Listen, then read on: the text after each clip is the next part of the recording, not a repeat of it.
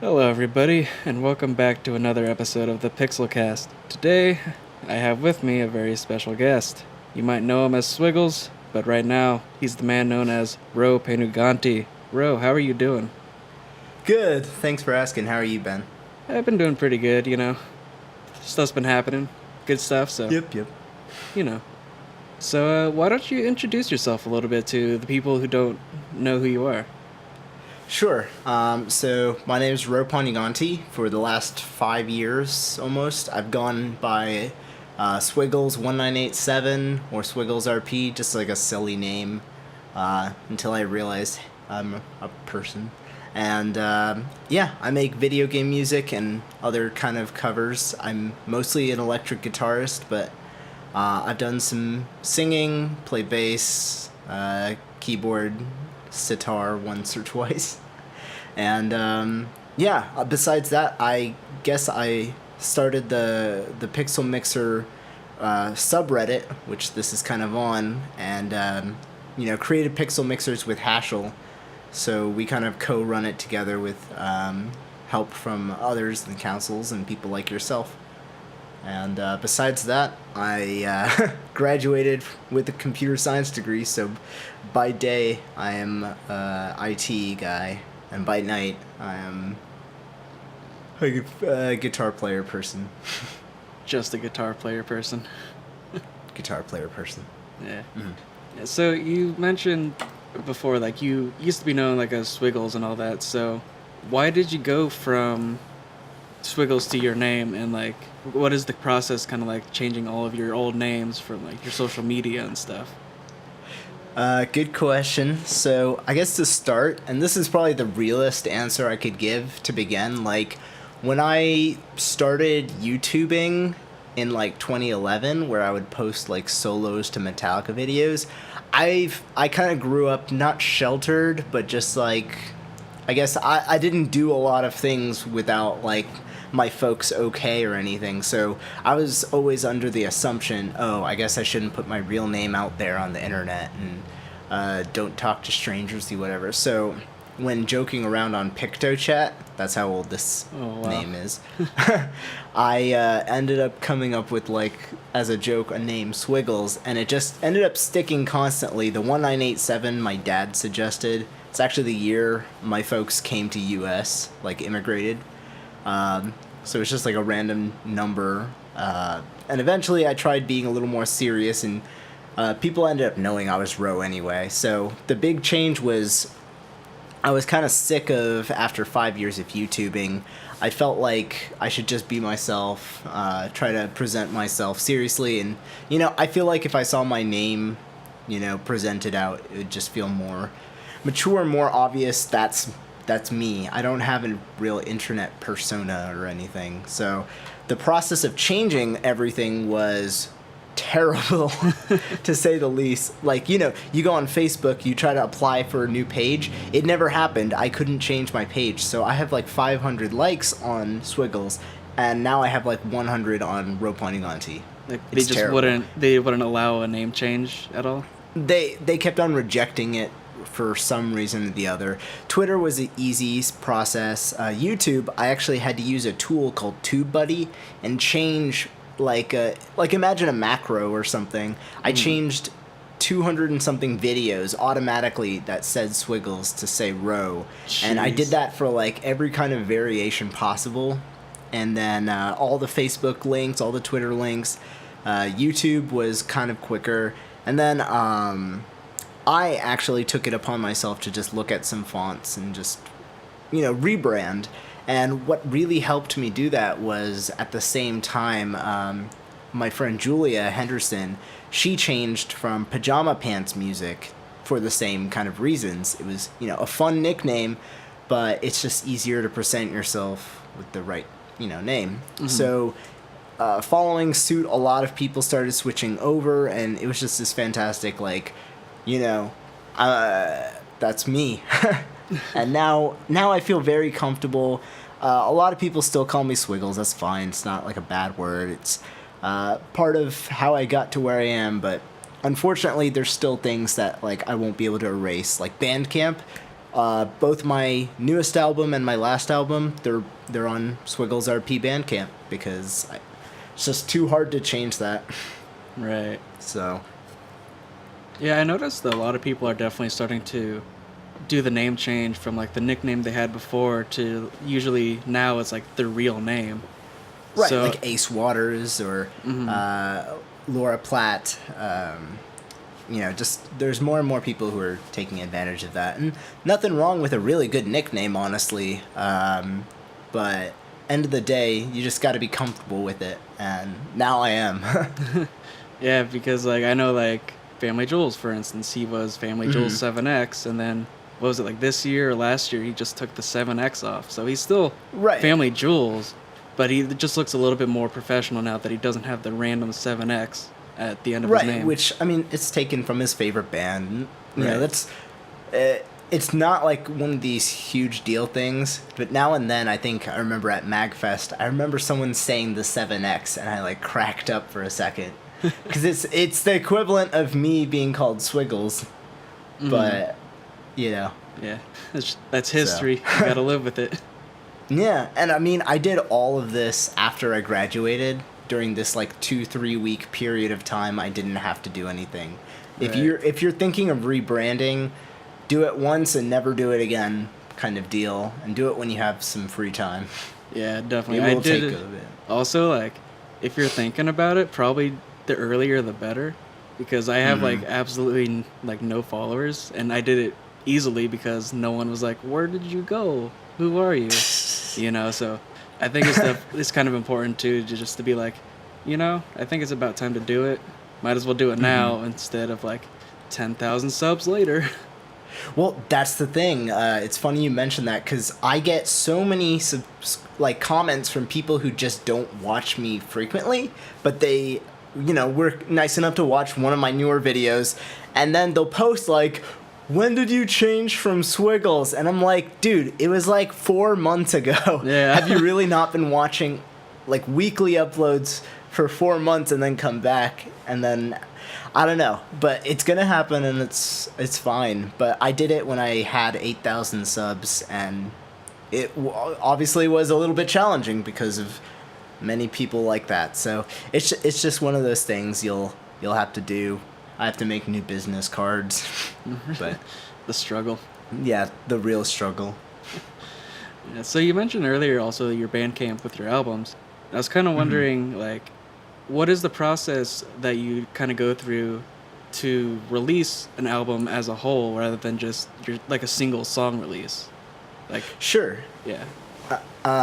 So I guess to begin, in 2013 and 14, there was a website that would do all this for you because you can cover and sell music. And I actually really think everyone should be trying to do this as much as financially possible because, that means you can legally be distributing your song, So I used to use a website called Louder, which was co-founded by a guy named Sebastian Wolf. And he's a terrific guy who's been basically dedicating all his time to making this process easier. So you would say, hey, I want to cover, I don't know, let's say the Zelda theme song. Okay, so then you go to Louder and you give them that. And back then they didn't charge anything. It was easy. And they would just take a cut of your profit. And then what they do is they basically get, a license saying, okay, this guy's going to sell this song. And you basically have to expect how many sales you're going to get and purchase that many licenses. And each one is 9.1 cents. So if you're like, hey, I'm going to sell this song, like 100 times, then you get that many licenses. So that was easy. But a few years ago, just because of, companies restructuring and, a better model, Louder stopped selling music. Instead, they focused on just doing the licensing part. And now anybody, if you're listening and you want to sell your music on Bandcamp, you can just go to Louder, pay them to do the licenses, and, you just sell it on Bandcamp. It's a fairly straightforward process. It's about $15 with them, I think, and then you pay for the licenses additionally. So, obviously, don't do this willy-nilly. Do it as if you were planning on getting sales. And that's what I do now. I use Sound Drop, which basically I pay $10 and then they go and license it.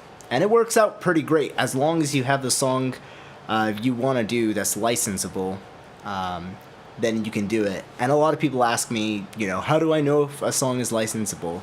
And the simple answer is go to vgmdb.net and see if it's been sold in America on a CD. And Right. yeah. Now for the Dark Hunter Metroid album I made and the Wild EP Zelda, I went through Materia Collective just because that's Sebastian Wolf. His kind of founded distributing, creative, assisting giant group. And, he took care of going to Louder and getting the licenses and marketing it and so on and so forth. And once you have the licenses for selling the album, then we can just put it on Bandcamp ourselves and then distribute it to iTunes and all those places, on our own time. But there's also another program called DistroKid that's fairly popular. And some people choose to use that, where you pay a $20 membership fee and you get some very, quick feedback. And I've never used it. This is just testimonials. But the only thing about that is you need to pay $12 every single year per cover. So you have to predict breaking even those $12 back every year for the rest of your foreseeable life or whatever in order to justify that. So for weeklies, it makes 0 sense, especially for me. So I just I just choose to use Sounddrop for my singles and for my albums. Sorry, that's a long answer, but Yeah, no, it's legal. Yeah. It definitely seems like Sounddrop is a good choice for the people who do like weeklies or bi-weeklies, just because it's a little less cost for the person. But if Yeah, you, absolutely. But like for people who are in like actual bands that maybe only put out one album a year, Originals and stuff. Yeah. where they basically bulk upload an album a year. Something like DistroKid probably works better for them, as long as they know they can make the $12 per song back in the year. Right. And I think part of the biggest draw you see, and I'm sure you've seen, like, if you're just doing original music and you want 24/7 support and all these great features, then it does start to become a no-brainer. But I've happened to have, a pretty strong trust with my sound drop process as of late. The biggest thing is you need to provide all of the information possible about the song. What album it came from, what's the CD, what's its exact name written down. And once you do that little bit of paperwork, it's just a matter of days. And, selling music, putting it on Spotify, it's not exactly like, like the biggest kind of profit you can make, but it's fantastic to just get in that shape. So many people, just say, oh, I listen to your music on Spotify, and it's just like, oh, that's awesome. And I've looked up some of my friends, and they're in playlists on Spotify. Like, I went to the Persona playlist, and half of it is covers. Right. Yeah, it's definitely interesting seeing kind of now in the community, a lot more people are able to, license their covers and sell it, which is really cool. But that does I do want to ask, like, you've been in the VGM community for a while now. You were kind of in, like, the earlier waves. So, kind of, like, in your eyes, what are some of the changes that you've seen from back then to what you're kind of seeing now? Oh, that's a really good question. I think one of the first things I'll definitely have to say is back then, there was not a lot of community in some sense. It was very spread out, and there weren't that many people in this one particular niche. Just speaking as a guitar player, I remember there being so few people that every video got, it was the video to talk about for the week. And people were getting way more subscribers because there was only so few of them. And the technology was a little, less realistic samples maybe. We didn't have quite as much tutorials out there to, get kids and people like my age, 14, 15-year-olds recording. So you had like Family Jewels, Jake McCoy, Andrew Del Rey, CS Guitar, Ferd K, Artificial Fear, and like that was kind of the first people to take this really big initiative. So there was like more of admiration and like questioning, but I find like as time has gone on, you start seeing A, more people participating, and B, more girls participating, which is fantastic. More people collaborating. That was a huge thing. After I saw like a few collaborations start popping up, it was like all I wanted to do, because I didn't have a band. I still have never had like a proper band. So I noticed like sparse groups of friends who know each other and recommend each other, like myself and Jonathan Parecki, who's also a huge guitar player, awesome at anime music and games. You know, we talked all the time. We did so many songs. I met N.Sane the Rain that way. We've done probably more collaborations. I've done more with him than anyone else. And more of that sort of thing just started happening. All of a sudden, it wasn't a place for people to be covering in like a very general style and testing waters. Suddenly, like, you know, there was more jazz musicians coming out. There was more people doing piano and things like David Russell, where he would combine piano and electronic, and you know, people who would do violin covers like Classical Cat and Terrace Music and Mick LeChue, and all of a sudden you just have more of everything. So bringing us to now, we have a Reddit because of that constant, like, you know, all these people are kind of in bubbles. Why don't they talk to each other? And you have big groups like Materia and GameLark and Multiplayer and OCR, and I mean, OCR was back then too. But I think the biggest thing is just these connections have gotten together, and video game covers and, you know, contemporary music recording worlds, they're starting to collide, I think. Mm-hmm. You know, like everyone who's and I think that ups the ante too. I was talking to someone about this, maybe DSC or something, but it's no longer you playing the like cover, and I don't want to get into team cover, team arrangement, but as far as like the standing out and producing content, I find like content is getting messier and more original and creative because there's so many people. You have to stand out by being yourself more so than, you know, just feeling stock or, you know, covering like another cover artist, which is something that, you know, is great to start out with. But I think it's forcing us to find our voices better. So I'm happy to be in the community now. If I knew what I knew now in 2011, it would be a whole different ballpark. But that's just not how it works, I guess. Yeah, absolutely. Like, that's definitely one thing I noticed too, is like before, back when like the first wave of covers happened, you never really saw the collaborations, and when you did, it was kind of like a big deal.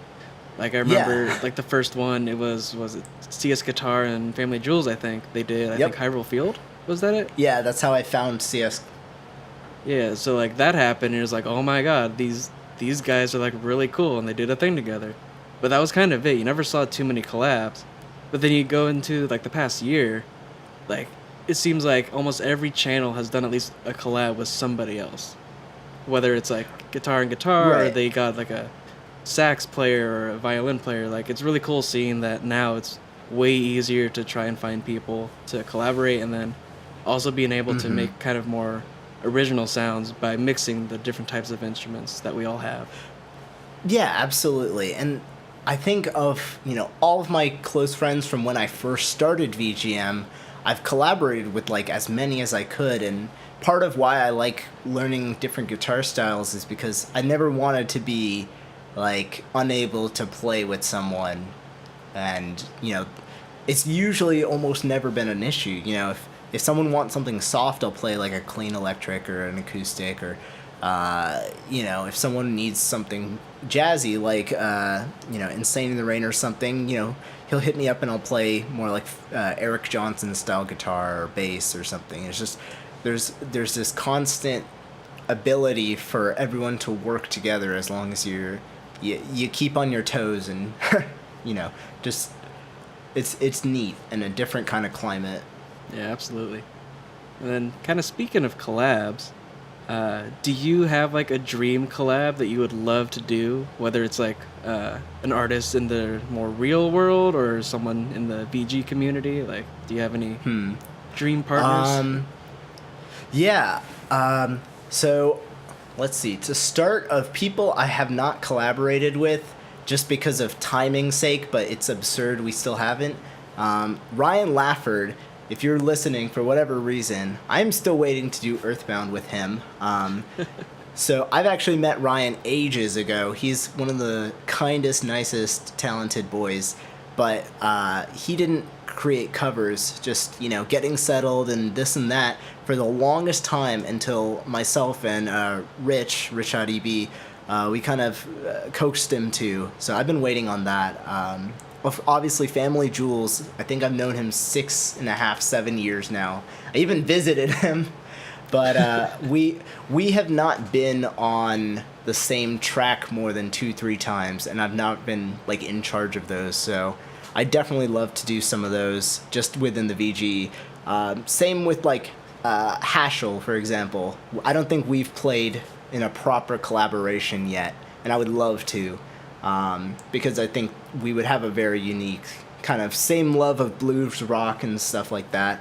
As far as like real artists, I don't know, contemporary artists everywhere, Pliny, C2IA, you know, actual bands, all over the place. It's just there's too many people, and you know, many of my heroes passed away as well, so it just goes on and on. But you know, I love to collaborate. I hardly say no to performing things if I have the time and I can wrap my head around the part. So I keep like a playlist of every time someone asks me to guest solo or if I collaborate on a different channel. And one day I'm gonna like watch it all and just, I don't know, it's a fun experience every time. Yeah. All right. Well, thank you very much, bro.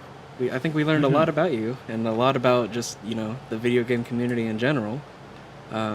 So with that, I think it is time to say goodbye. We have a Google form in the bottom, in the description there. You should all check that out. And on that note, I think it is time to end this podcast. Thank you very much, Ro, for joining me. I think we learned a lot about you and about the community in general. Thanks for having me. Yeah, absolutely. What are you working on right now? So I guess shameless plug time. I just released my second album this year, The Dark Hunter, with help from the Materia Collective. You know, it features a lot of friends like David Russell, Toxic X Eternity, Rich IDB. It's all Super Metroid-y stuff. So just filming all of the videos for that and streaming them, and then I guess we'll just keep doing more videos. How about yourself? I'm not really doing anything right now. A little busy with work. Wink, wink. Next podcast. But yeah, I'm just working on some Pixel Mixer stuff right now, the Final Fantasy album, and I think that's my last thing for now. So stay tuned for that, people.